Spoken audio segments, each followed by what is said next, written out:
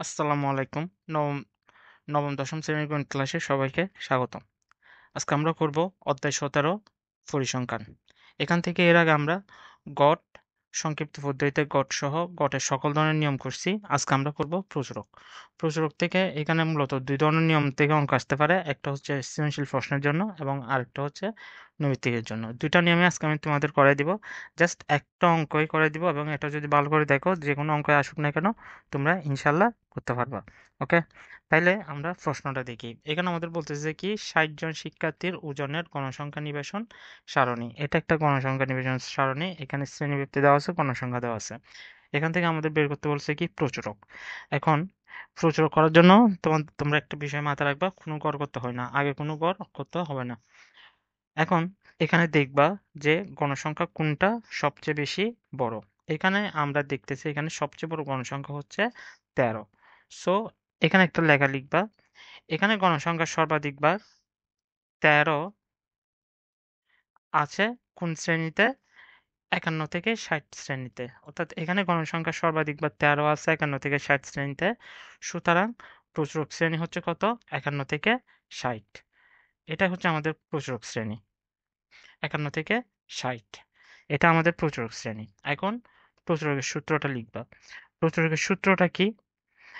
আমরা জানি প্রচুরক সমান, এটা হচ্ছে প্রচুরক সূত্র। তোমরা এটা একটু মুখস্থ রাখবা। প্রচুরকের সূত্রটা হচ্ছে L plus F1 F1 plus F2 into H। এটা প্রচুরকের সূত্র। তাহলে এখন আমরা আগে এখান থেকে মানগুলা বের করি।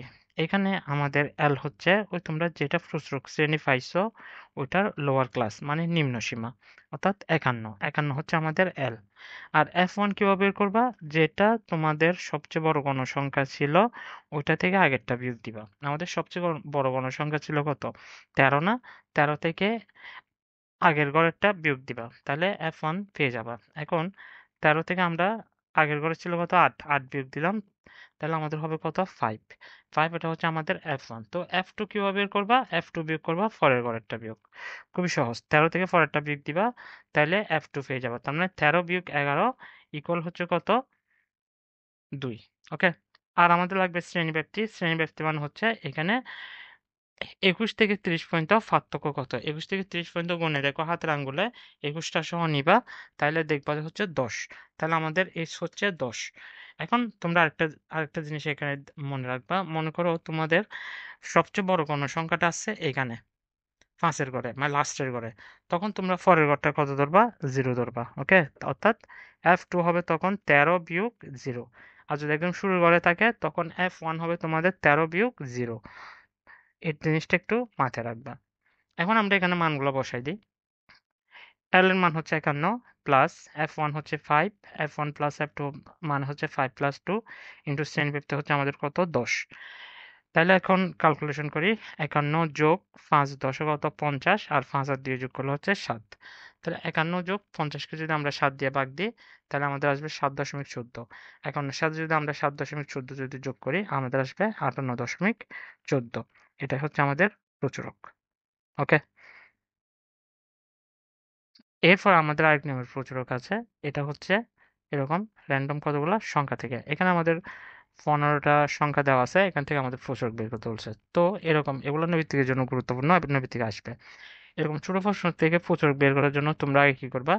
সংখ্যাগুলোকে ছোট থেকে বড়তে সাজিয়ে ফেলবা। লিখবা যে সংখ্যাগুলোকে ছোট থেকে বড় সাজিয়ে ৫। তো এগুলোকে আমরা সুন্দর করে ছোট থেকে বড় সাজালাম।